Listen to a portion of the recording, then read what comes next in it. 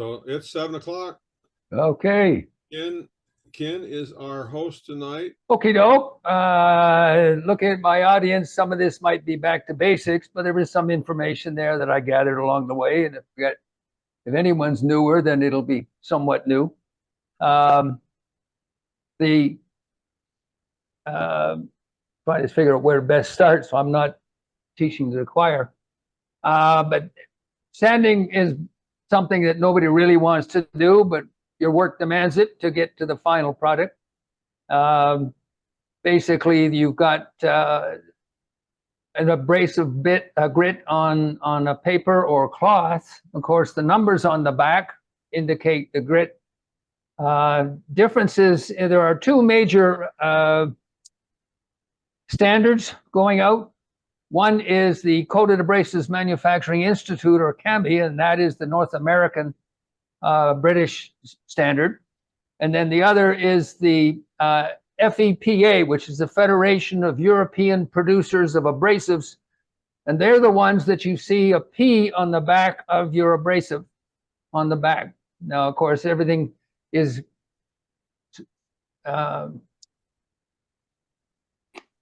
fine grit is a high number, and a coarse grit, of course, is a low number.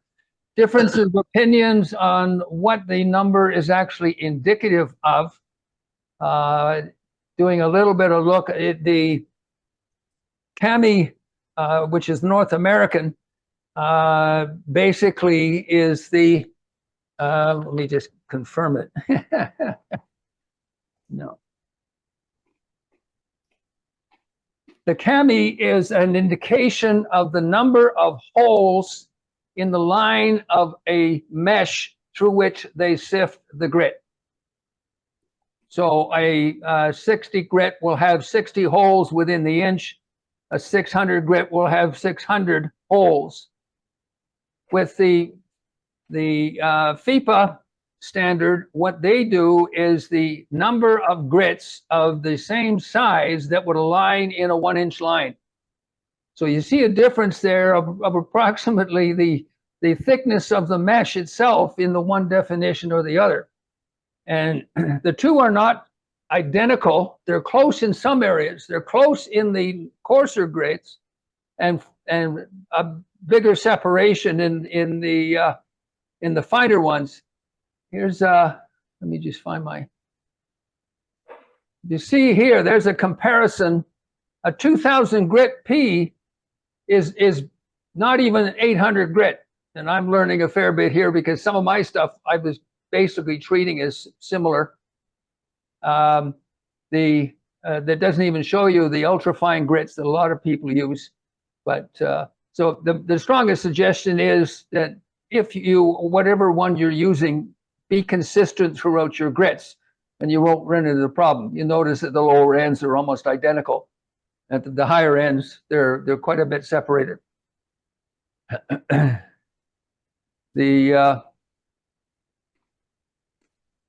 grits, of course, can go all the way up. You've got the 40 grit gouge that some people are forced to use. You've got, let me just go back here. I'll give it okay.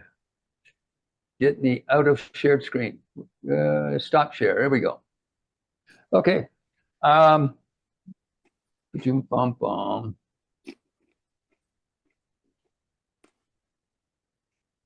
course, your two means of applying sanding are one by hand sanding, where you basically take the paper, and a good hint is to rip it in quarters lengthwise, and that produces a nice narrow pad that if you fold in 3, gives you a nice working piece with no two faces of grit rubbing together, which if you fold it in half and then fold it in quarters, you'll end up wearing off the grit on some of the stuff. Hand sanding, of course, the pros, it easily works into the smaller beads and coves. It's relatively inexpensive, anywhere from $1 to $1.25 a sheet.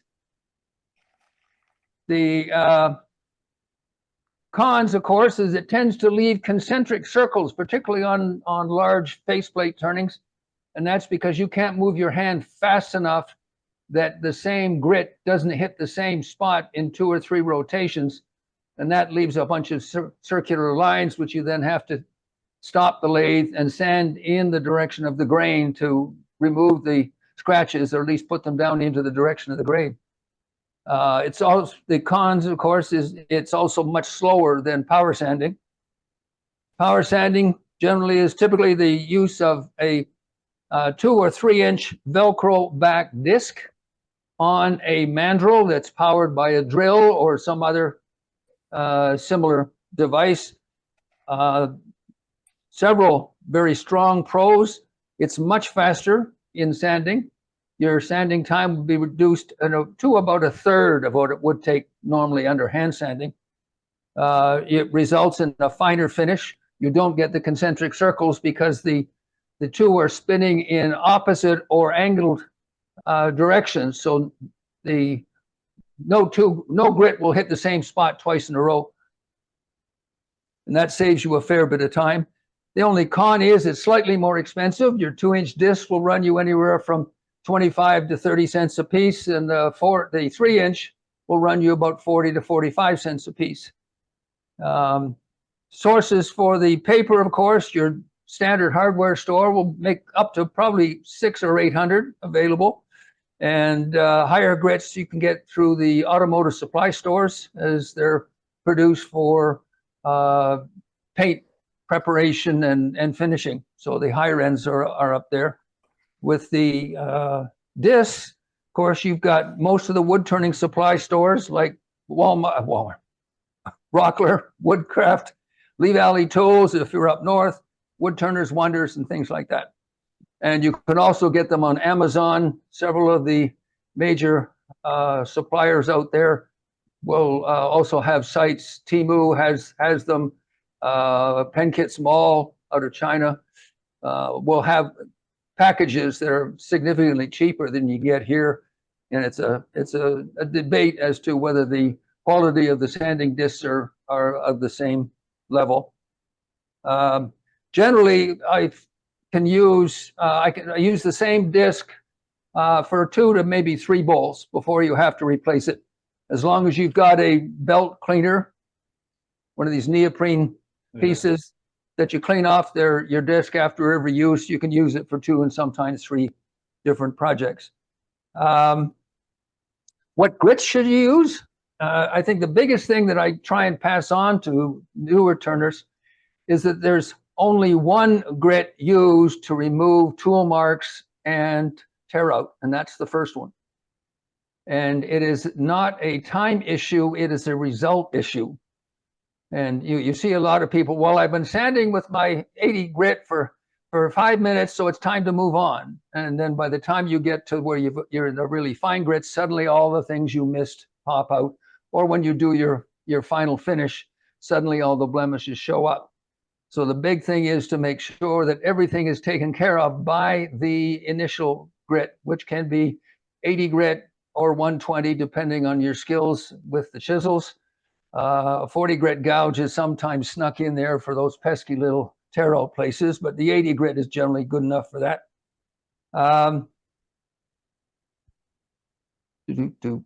Then once the tool marks are all taken care of, you can move on up. The recommended jumping point is no more than 50% of the previous grit. For example, if you started off with an 80 grit, then you wouldn't want to go much above 120, and coincidentally, they produce 120. Half of that is 180. Lo and behold, they produce one at 180. And then working on up with available discs, you've got 220, 320, 400, because there's not a 450 commonly available. 6, 8, 1200, all are available. 1500 and 2000 if you go up that high, which I tend to do for most of my projects. How long should I sand? What I've found with the disc powered sanding, that I will spend maybe 15, possibly 20 minutes on the bowl with my initial grit, be it 120 or 80. But once that's done and I'm happy with the finish, my time with the successive grits is 5 passes, be that from the rim into the middle and back, or from the rim down to the bottom and back. And that's all it takes. So each successive grit beyond your initial is only going to take you as much time as it takes to swap the discs out, and about a half a minute or a minute for the sanding. So people say, well, why do you go beyond 320? Why do you go beyond 400? Well, the results I get, I really like. And the time and effort to go from, say, beyond 600 to 2000 ends up with an additional 10, maybe 12 minutes. And the results I've found have been significantly good. I've got a picture here.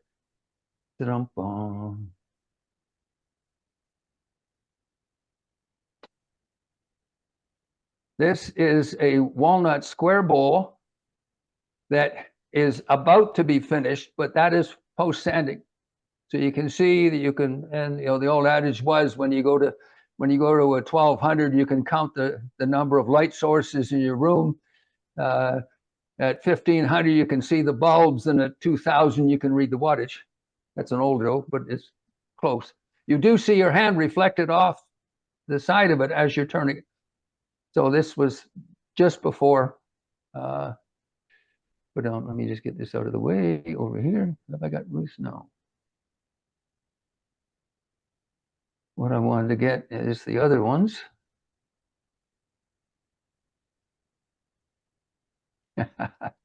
No. I wanted to get, no, I wanted to show a different picture, but anyway, what it works out to is it really preps the surface for a final finish. Basically, that's what I had ahead of time. I'm really open to thoughts from you all out there. Do you use any of the paste stuff for enhancement? No, because I use an oil finish. I don't want to be putting wax into the pores of the wood, which generally most of them are contained. All right. In some, the only ones I've done, if I'm doing something like a honey dipper that's going to be used in dipping into the food itself, then I will use a mixture of beeswax and mineral oil. And then the kitchen type stuff, I usually stop sanding at 400. Do you do any wet sanding? No, well, very rarely. If I'm doing an acrylic pen, it's about the only time I use wet sanding. I don't find it's needed. The other thing being too is I will, particularly on the first half to 3/4 of the grits, I will reverse the lathe with alternate grits. And what that does is the few fibers that fold down during the sanding have to flick back over the other way when you reverse it, and they'll break off, and it does improve your sanding. If I'm lazy, I'll stop doing that at about 800 or 1200, figuring if they can flick over at that size, I'm not going to see them anyway.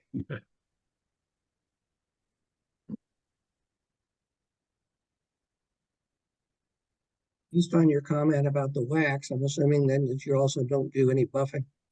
Oh yes, I buff everything. I finish everything large. I finish with Minwax tongue oil. I do 3 coats of it, and then I buff it with the Beal system right after, and that's where I get the finish that I really like. Now, do you do all 3 of the wheels when you buff with the? Yes. It's just a normal progression. You can feel the difference. The triple E is rather coarse, and you can feel it take off the little little nubs and things like that. And then when you're buffing with the white diamond, what I do is I mount the wheel on my lathe and then bring the bowl up to it. Right. Just to work it around. So you're rotating the bowl. So after a first couple of passes, you're feeling the surface that you just buffed with the white diamond, and you do feel a significant difference. And that's the final stage. And then the Canoba wax just adds that nice little polish at the end. I haven't quite got that down because I've actually burned through the finish. So, That's why, well, one, that's a risk, and that's probably more with the Tripoli. The oil finish, of course, is absorbed and cures inside the wood. So you're not going Right. to you're not going to burn through it. yeah,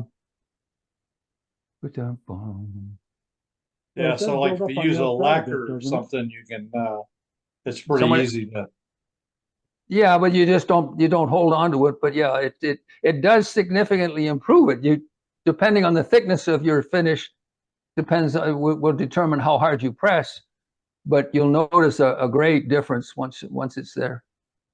yeah, I've had success with it a couple times, and you definitely do. It's an amazing finish. But I just kind of shy away from it from the two or three failures that I've had. Uh-huh. Now, how about if you just use the carnauba wax? Would that? Well, yeah, except, I mean, a lot of people will just take the bar of Canoba and rub it and let the spinning rub it on, and then you polish and buff it with that. But then you've got a wax finish that's on top of whatever the surface of your finish, your primary finish is there. All right. So it could be better, it could be worse, or it won't be better. But it'll be either sufficient or not, or not. See if I can bring this up. There's a finished piece of the rosewood. And that's done with the tongue oil and with the Beal system. It just brings everything out to a nice, and you can see the reflection off the bottom.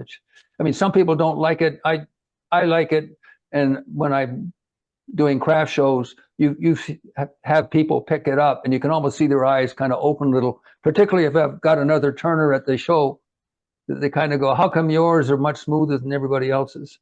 And it's a great tactile positive to the bowl.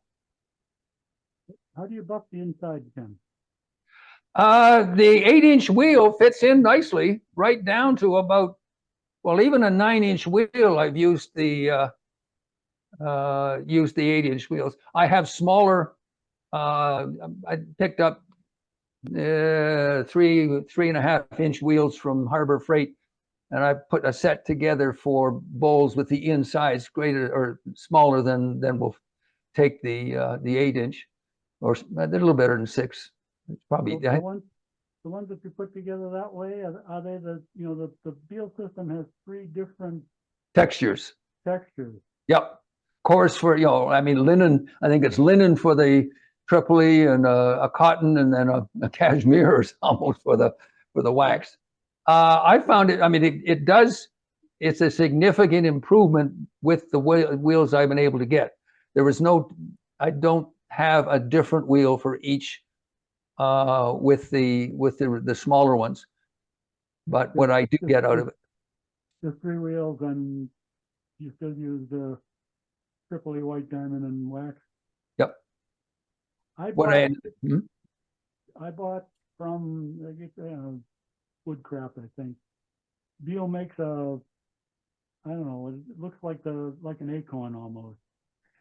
And to use for inside buffing, they're 2 or 3 inch. I don't think those work real well. I found that there's one that looked like a cone. Yeah. About 2 inches at the bottom, maybe 1.5 inches at the top, and I found them too stiff, and you couldn't get a flat surface on the bowl. All you could get was the point of the corner, and that never did much. So I haven't used that. It's holding down one of my shelves. I'll have to look for some wheels.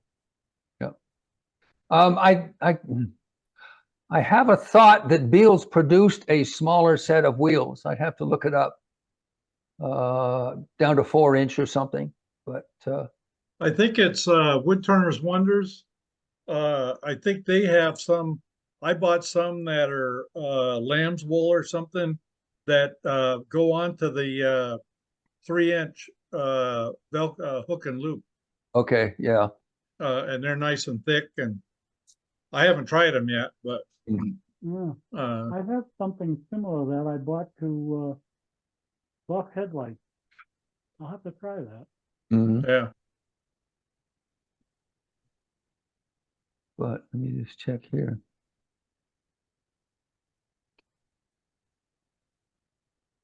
Ken, when you do pens,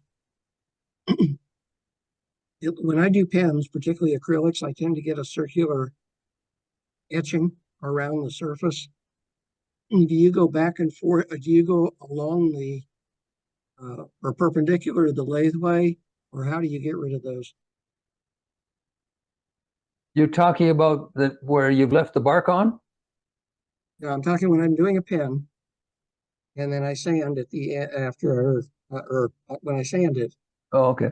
I tend to still get an etching from the abrasive that goes around the.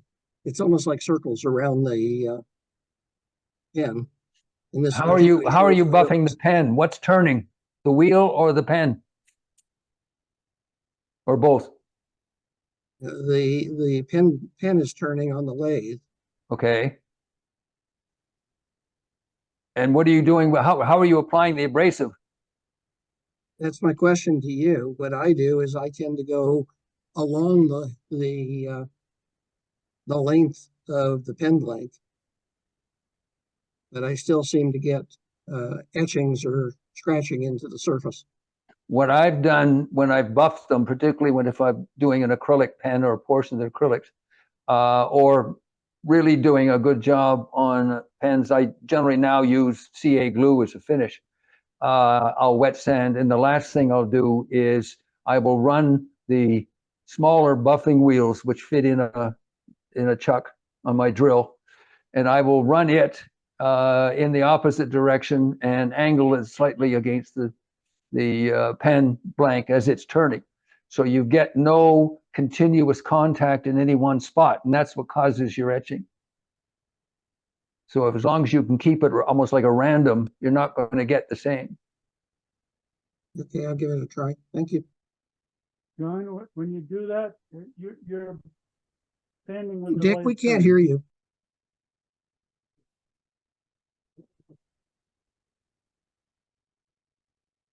That works better. Yep. When you're standing, John, you're standing with the lathe running, right? Yes, Okay, you have to, and I wouldn't claim to be an expert at this, you have to move your hand pretty fast. You're doing it by hand, right? Not with a drill. yes. You have to move your hand along the bed, back and forth in that direction, pretty fast. When I've done those, each grit after I sand it with the lathe spinning, I will stop the lathe and sand like most woodworkers do with the grain, with the same grit, with Yep. the lathe turned off. Okay, thank you.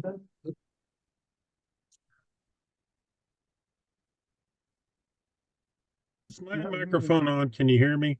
Yep. I want to ask a really, really basic question and think about it. And it goes back to the beginning. And the question is, why do you sand? Now, To improve. Yeah. if you think of sanding, I'm going to try to draw an image here. Is I'm out on the ocean and I'm in a bunch of high waves and stuff. What do I want to do? I want to get into a smooth surface. So all you can talk about all the finishes and waxes and everything else, but functionally, why do you sand? And and you can go to high grits, low grits, anything you want to do, but what are you trying to do? Using this water image, you're trying to get the waves so it's smooth. And and how do you do that? And where this is coming from is I had Vince's what Vince's years ago.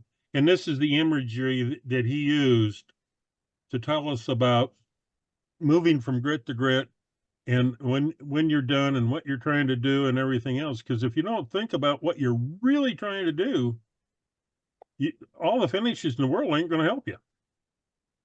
I don't agree with that. I mean, if you're trying to get to a shore, in your analogy, it's just as good to go in a rowboat as to go into a cruise ship. And if you're 2 miles out, it's a little bit different. I make pens I make pieces for a number of reasons. Most of it because I'm looking to a lot of it to sell. But I am looking to produce as nice a product, and nice has a whole bunch of functions. I mean, I can use a plastic bucket for a salad bowl. And if that's what you want to, what are you trying to do? I'm trying to hold salad. Well, here's a handle. Point, Ken. You're missing the point. What I'm talking about, and that's why I held off here. Was why do you sand? Okay, you sand so you get you get those ripples and those tooling marks and all that stuff out of your wood. And some woods you got to go real high, and some woods you don't. But it's whether you do that with hand sanding and power sanding or anything else, what you're really trying to do in the activity of sanding, not applying finish, is to get as smooth as possible surface you can without any scratch that you can see. Your point being? My point being is I've heard these discussions over and over again about, what wheel do I use and what sandpaper do I use and what oil versus waxes and this and that. And what's missing out of it is where you begin at and where you're trying to end at. And you cross into the line of applying finishes before you've talked into where you're trying to work whatever you're working on in surface to get that surface. So the final finish is what you really want to have. No argument there. I've heard things about on the pen, on Mr. Brower there. And I've heard things about, well, I'm going to take CA glue and do all this stuff else.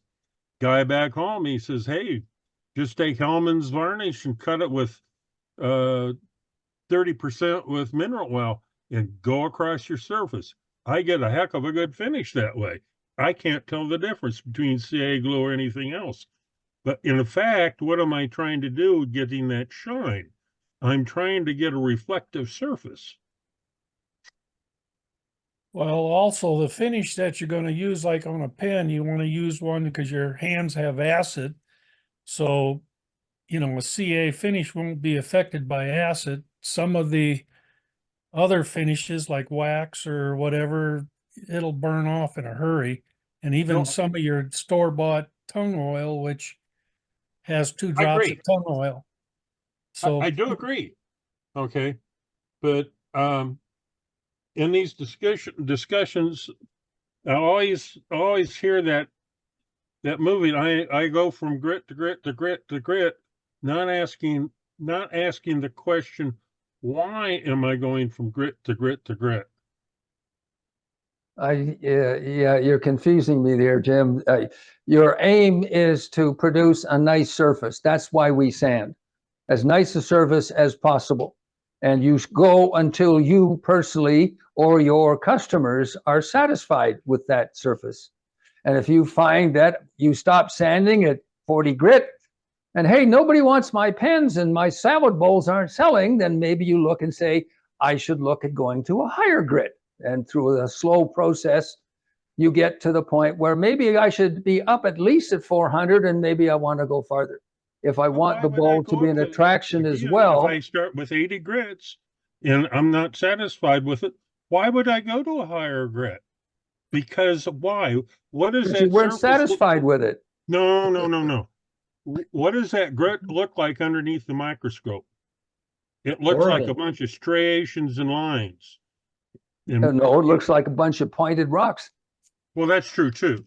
But whatever you look at, if you look at that detail, what you're trying to do is get that a very smooth surface, before you apply oil or wax or acrylic or whatever you want. We're in agreement with that. That's why we sand.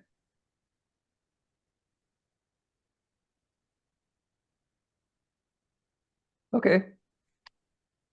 I guess the point being is you go to the point where you're satisfied with the smoothness of it or the look of it before you move on to the application of your finish. And that is a personal thing, and you go to the grit you're happy with, or you stay at the one you started with. I think, Ken, what It's not a Probably matter of a being happy, but yeah, you're there. I think part of what's missing in the discussion is when you go to a higher grit, what you're doing is removing the scratches from the lower grit. That's what I said. That's the only reason. That's the only reason till you get to the point, and it's a camouflage thing where the eyes cannot discern the difference between one and another. Where you can't, where the scratches, when the reason, that's the same reason you sand with the grain when you're doing a static sanding job, because you're lying to the eyes, you're camouflaging the scratches down to the point where A, they're too small to be seen, or B, they're lined up nicely with the grain. And then Look, I find is the texture of the finished product changes significantly with the higher grit. look and I feel, agree. Jim? look and feel. Yeah. Yeah. And that's the final test. You're sitting there Yeah. holding this thing going, doesn't feel right. Or no, I know where I am now. I still got 4 more grits to go. Well, how many coats of finish, say oil, would you have to apply to a ball if you stop at 150 versus if you stop at 400? For Is the there a same difference in- for the same protection, purely for the same protection, you'd apply the same amount. It may absorb more because there are more open pores that available. But what doesn't improve is the feel and the appearance. If you want a protector from outside sources such as liquids and spills and things like that, you can get it. But then you've got a finish that isn't as smooth as it could be, nor does it appear as nice as it could be. Yeah, if you stop at that lower grit, you're going to get, well, for instance, fisheye, whatever, but you go to the higher grit because you want to smooth that surface down. Yeah. No, Ken, what I'm saying is I've heard these discussions before, and every time they start out and they blow past that going from grit to grit to grit without asking the question of why you're actually trying to do it. That's all. Okay. I'm done. Thanks, Jim. Anybody else? The other topic, sorry. Well, maybe let's talk about and this might be part of your talk tonight, but the different surfaces that sandpaper is made out of. Yeah, generally your two are paper and cloth. One is cheaper, obviously. One, if it's not a high quality paper and you fold it, you can create almost a knife edge at the edges that can damage your work if you're not careful. But generally, most paper, I mean, with the power sanding, you have got a paper coated with a cloth Velcro loop material. And so that provides a cushion, that provides a holding pattern. You're not bending it, although some people will use the disc as a hand sander, but generally, I find for my purposes, paper is sufficient with a little care. Have you had, do you have tried any of the Abernet sanding discs? No, I look at them and go, okay, one of these days I will. They're more expensive. I've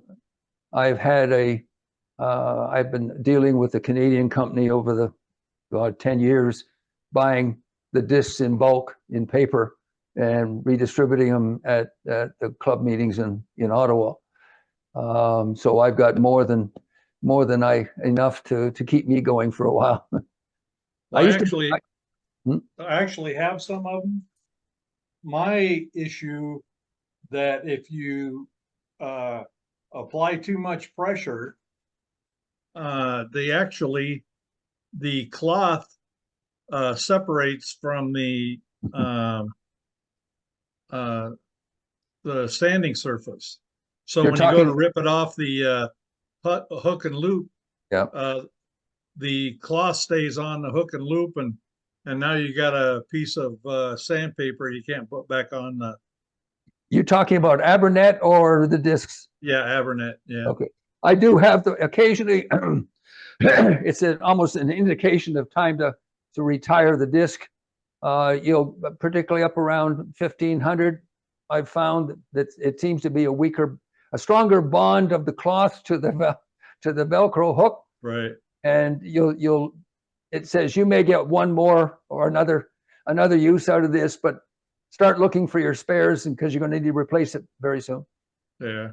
And again, with the cost of the paper ones, I don't find it a significant problem. Yeah. I find some is the lower grits I find are a little easier to tear off, which is sometimes they'll fly off, but the higher grits all tend to hang on quite strongly, and Yeah. again the cloth will sometimes pull out. Well, you seem to hang on until you try to remove it. Yeah. That's when the cloth separates from the. That's from right. the Abernet. So. Yeah. Well, the same thing will happen to the other. I think heat may be a factor in that too. Yeah. And that's why, I mean, if you can go as big a disc as you can use, because it runs cooler, because it's longer between the same spot hitting the wood, and of course it'll cut longer. Now, do you use a 5-inch? I had when I was making really large bowls, I would use it, but getting around the edges and the rims, I'd have to go back down to 3, and so I haven't for a long time. Yeah. I mean, if I had a 20-inch bowl, I could use it inside and out. But it was just a matter of trying to get the same grits in the 5-inch was hard at the time when I was buying it. So getting on the high grits, you couldn't. So then you'd have to drop down to the 3-inch anyway. Yeah. But Well, they definitely got a large choice of sanding papers out there. yep. Every company you go to, they've got their own miracle sandpaper that they're trying to sell. Yeah. I just find it much like most of the stuff I use. If I find something and I'm happy with it, I'll stick with it. And some are going, some of that available. I've got a couple of the Chinese ones in a package that is for less than the cost of buying a mandrel in North America. They're selling a mandrel and 10 each of 15 grits. It would be interesting to do a match between a bowl finished with all of those versus one done by grits available in Germany or Europe or in North America. But we'll see when I get to a disposable bowl. Yeah. Well, that is interesting that the ones with the P on them, how they differ after 240 Oh yeah. up to. I had, where to go? No, I had a more detailed one that basically the 2000 was still around 800, and it didn't go too far beyond to show you how high you could get. I'd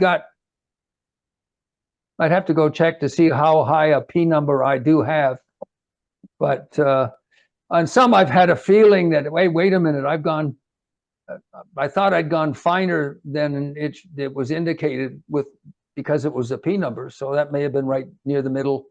Yeah. They're at or better than. I mean, this thing, some of the research I was doing, that a 240 grit North America is equivalent to either the 240, the 280, the 320, or the 360 P grits. A 400 is equivalent. 400, 500, or 600 cami is equivalent to 8,000 or 1,200 pipa, and the 800 or 1,000 cami is equivalent to 1,500, 2,000, or 2,500 pipa. So that's a little bit of eye opener to make sure that I'm not dropping back in grit unintentionally. Now, if you had one that was marked 2,000 grit, the one that doesn't have the P, would that still be equivalent to a 2,000? Oh, if it doesn't have the letter on it, it's basically the North American standard, the cami standard. Right. Only the FIPA have the P on it. Okay, but if it had like yours went up to was it 800, and the other one was the one with the P had was 2,200. Yeah, yep.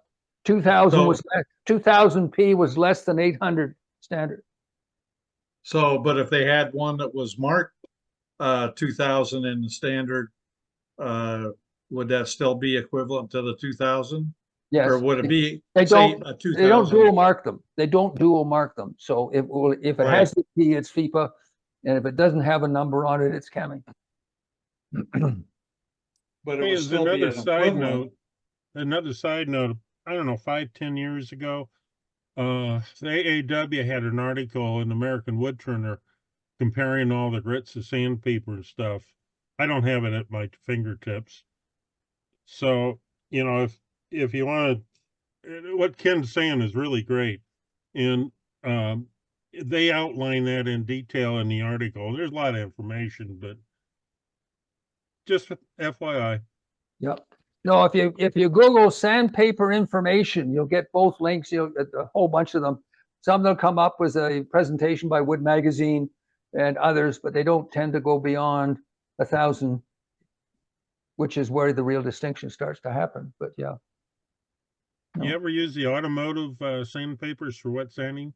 I have when I ran out, particularly for the paper or the sheet stock. It's more expensive, but then you can get online. I'd But go down to Napa. Napa will have it.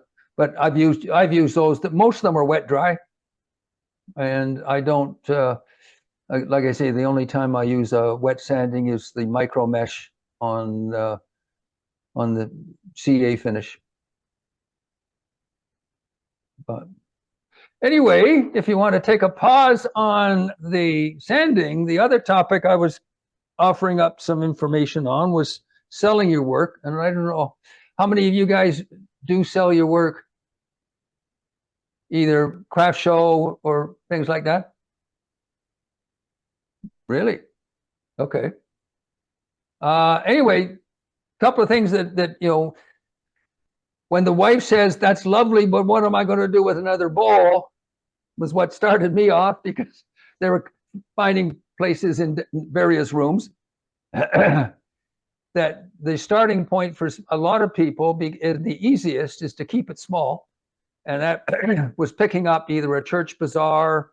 If you're lucky enough, there are local craft guilds that run craft shows, and start off relatively small. You don't have to have, a triple booth. The idea is to make what you sell look appealing, and so that can start off with something as simple as a couple of tables with some tablecloths on them, and your work spread out nicely as the start, and then you can work your way on to A, more items, and B, utilizing more space, and you can work your way up that way. It comes out, let me just get a couple of pictures that I had, and I can't believe I can't. Here we go. Now, there we go. Okay. This is one of my first booths going back to 2001. And it's very simple. Basically, what you're looking for was some sort of elevation really helps. And you want to be able to have a nice eye appealing setup. This is simple, two tables side by side, starting off with probably making about 5 or 6 or 7 different items. You know, there's no bowls yet. There's pens, coasters, and a few. Those are Banksia seed pod oil lamps. There we go. And then as you get more into the shows, you start getting into more decorative layout. If you get into craft guilds, they have standards. The particular guild I'm part of in Ottawa, the skirt must go to the floor to hide anything behind it, so the appearance to the public is such. A couple of points. Lighting is most beneficial. You realize that at the end of the day when you turn your lights off and suddenly the whole display becomes very dull. Racks and shelving increase your ability to display things. Now I'm starting to get into bowls more. This is the other half of the previous picture. By now I've got enough stuff that I've got a double booth. A standard booth is 10 feet wide by 8 feet deep. This is moving on. This is 2007. These were collapsible shelving, which makes life easier when you're packing up and setting up. Same with the tables, are all collapsible tables. This is the type you can, I think one brand is called Lifetime. They're available at Costco, $40 a piece for a 6-footer. But they really improved your layout, make it consistent. Outdoor shows, the same. This is one we've been doing for 20 some odd years. You can tell this is still the old type skirting. This is probably 07, 08. Racks and displays catch the eye and takes people up. Again, if you put all that stuff down the table, it would just be one mess that you wouldn't be able to, people would look at it and go, wow, look at all that stuff, and walk on. So keeping things separated to the point where they're visible and unique in their own little spot really helps out. This is getting on. We now have, these are special tablecloth skirts, all one piece that Joyce made up, fit right over the tables, do up, makes everybody happy. Set up and take down is very quick, very easy. Again, lighting, you can see here, greatly improves it. You don't know what kind of lighting you're going to get when you get in there. This is one of my latest shows. The setup we've got there.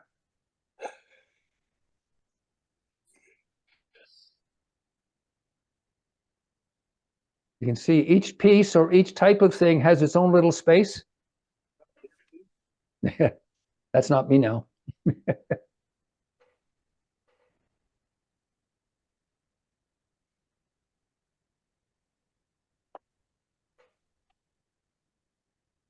And that's what I had for that.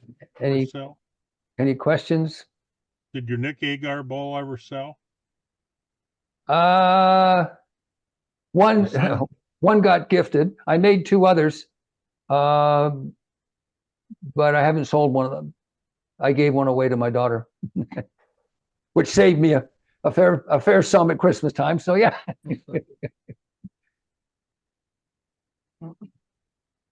So nobody else does craft shows or marketing, eh? No.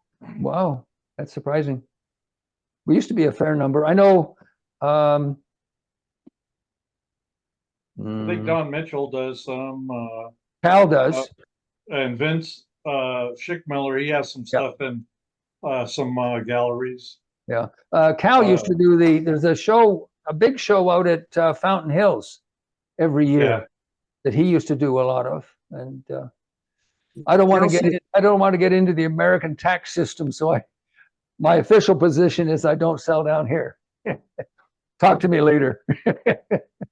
Cal said recently that he's finding doing his open house show there, that he tends to do better there than going to the shows. I think he's actually still doing some of the local galleries, but he's looking at that in terms of time.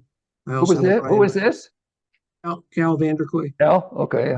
And I know Brian Linsick sells his stuff There's a few other people that have commented on it, but I mean, Yeah, it's a pain, setting up and taking down and traveling.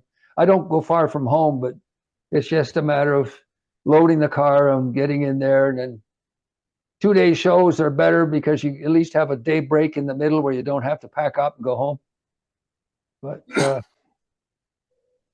there was an item in one of the woodworking magazines a few years ago about a guy who had a fire in his shop, and when they found out he was selling his items, they wouldn't cover it under his homeowners. They told him he had to have a business insurance policy. Has mhm. anybody heard that or run into that? Yeah, Yeah, I had my stuff in my shop insured, and they said, well, you can't be selling it. If you sell stuff out of it, it's a business, mm, and then you got to go into a business insurance and yeah. I had a friend who was actually with the same insurance company I was, saying, hey, they asked me when I was renewing if I sold, and I said I do a couple of Christmas shows, and they said, oh, you got to stop now, because we're not covering you. And luckily I knew one of the senior managers for the insurance company, and said, hey, what's going on? And she came back and said, the guy who was doing the underwriter didn't know the difference between wood burning and wood turning. Thought we were dealing with flame and smoke. So my insurance policy was labeled exuberant hobbyist. And I used to do a studio tour, which is great from a personal point of view. You just Right. open your door and you're open for business, and people can come and watch. And I have a little gallery just to let me see what items I still need to make. But I keep looking at the bit of the, wait a minute, you had a business and you didn't pay us for the insurance, so we're not covering you. So, There's a little bit different side to the homeowner's insurance. You remind me, you're right on the business part. Don't sell. But the other thing is look around your shop and total up the number of tools and the prices in there. oh yeah. If you have a replacement policy or something, you may want to get a rider to cover those. Mhm. And if you don't declare it and you have a fire, they'll go around and they'll give you pennies on the dollar. Yeah. And take pictures. Oh yeah. Yeah. Document it.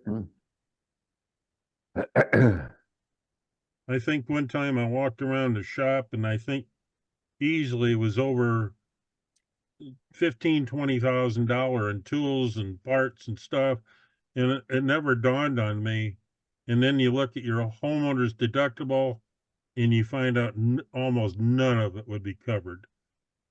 Yeah, I mean, my policy has a maximum amount of coverage, and contents is a significant amount, and it covers both the shop, which is a separate building, and the house. It would be an exercise in a drill to go through a what if, but yeah.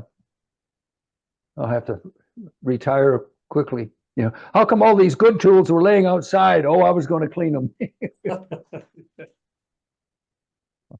All my other tools were inside. Replace them.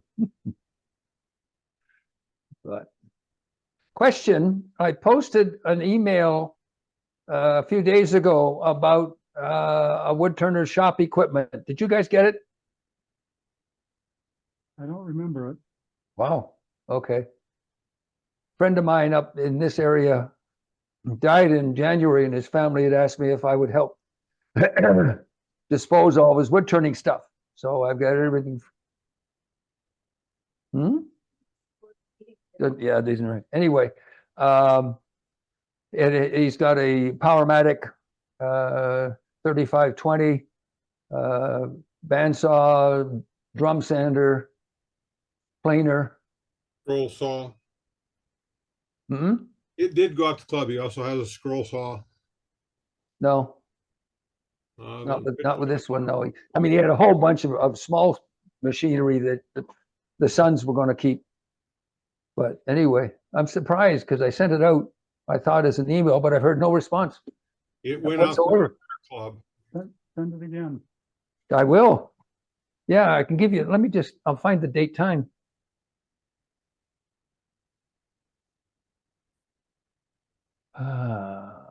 Yeah. Remember seeing one where a guy had a Harbor Freight lathe or something.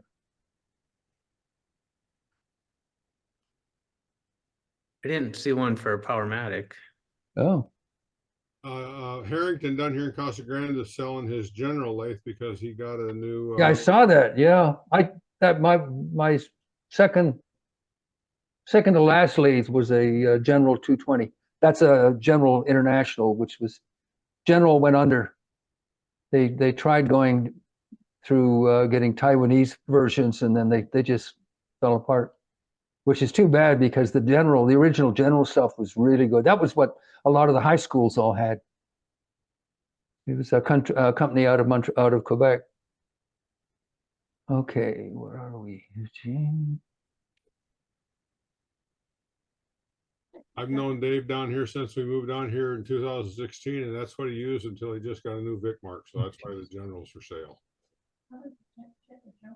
Yeah. No, and it was sent through the club, so it went out under the wood turning at whatever. He went out to the Google group. There it is. What's the date on it? 8th of March at 3:03 p.m. Let's see. No, dear. Remember to check your spam box if you didn't get it in your inbox. But it would come through as wood turning. Yeah. I guess, yeah, I haven't posted much, maybe. And were there tools and chuck jaws, things like that, or just the large equipment? What I posted, I have, the thing is that all the heavy equipment's still at the house, which is about a mile away from here. I'm in the process of documenting the other stuff, which includes two Nova chucks, what's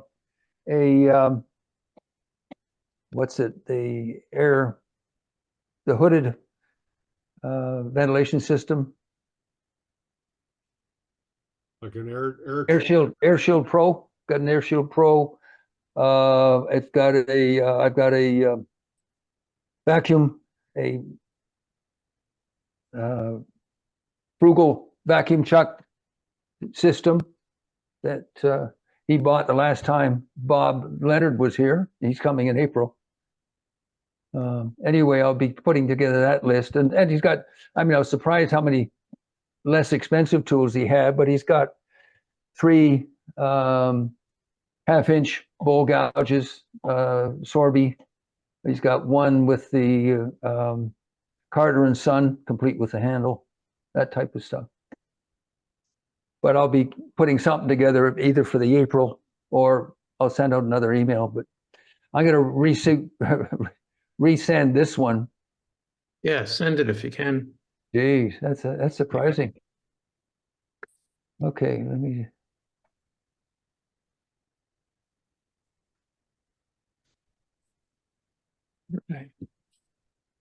I will forward it and change it.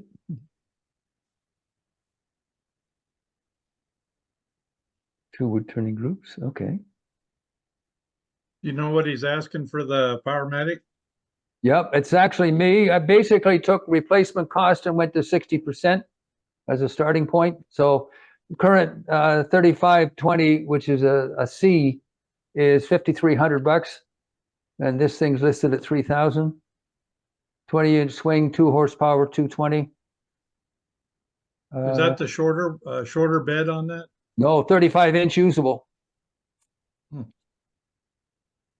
A jet drum sander. He did a lot of segmented work, which is why he had the drum sander. And a 6-inch wide long bed jet jointer. Delta 12-inch drill press, bench top with a bench, and then a small belt disc sander. I also have a 6-inch grinder with the one-way Wolverine system and Varigrind.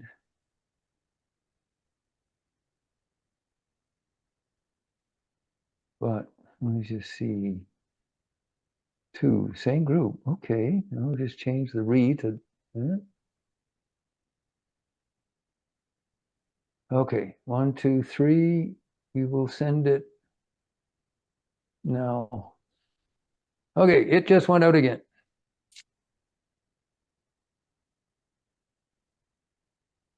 Be interesting to see if you guys pick it up.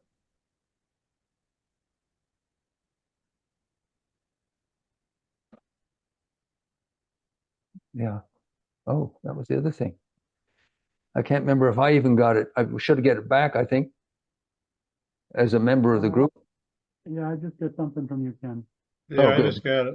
Okay, I didn't get it, it didn't come up on my end. well, that's encouraging. I just thought there was, wait I a minute, can- there's got to be some interest out there. If nothing to bitch. Yeah.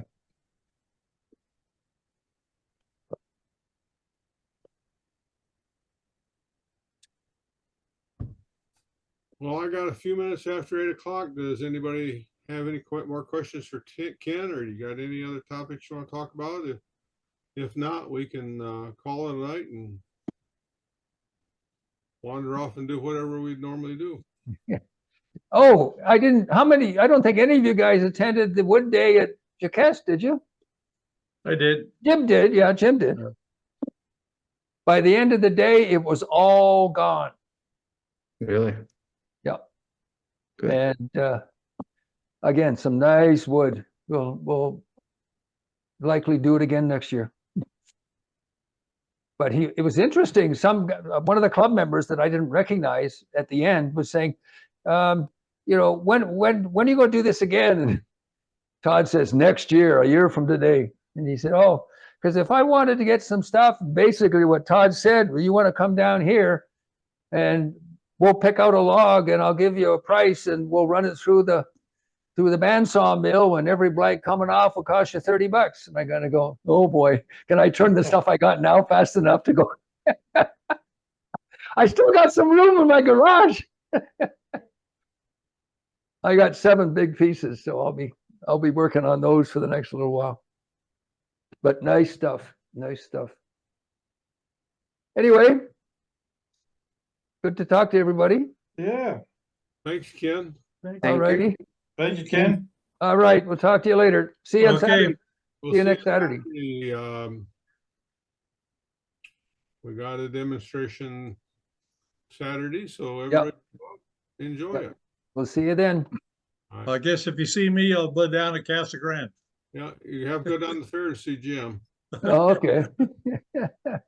Well, that's closer to you than the meeting, isn't it? Yeah, I can't miss this one. Oh, yeah. It's the closest one I get to. All right. Nick's the only one that gets closer. Good night, everybody. Good night. Thanks.